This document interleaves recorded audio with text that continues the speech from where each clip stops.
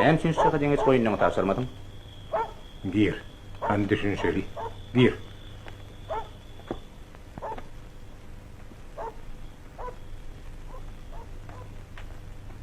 Koyun hakta gurrun koy. Öz başın kutar. Şey diyesene. Görüyen olsa diyen dilleşen ya Allah. Dünyanın digirek bir özündür ne diyen? Hani gönüngden gelse. Hem çünkü siz vatanınız satışak bolyanız. Biz vatanı koruyacak bolýar. Halkın oyunda İngiliz oyun turuna çıkacak bolyan siz değerli dağı kim? Näme täşdir darfeni? Hainlik etdip dünyaya indirdi mi? O bolan bolsa senin näletlerdi? Kes! Sesini öllür! Yok ağam. Men sesimin erkinli senin elinde değildir.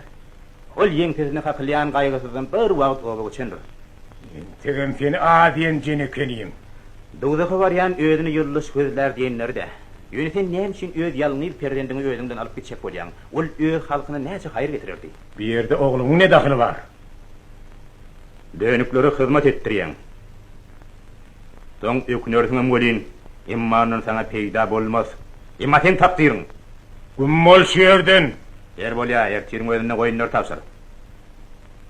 Eger tapşyrmasaň, güýç bilen alarsy. Eşitmedin diýme. Sana burada at bolaydı. Senem katı görmegin. Onu görüberýär. Hoş vaqtın kaygısı.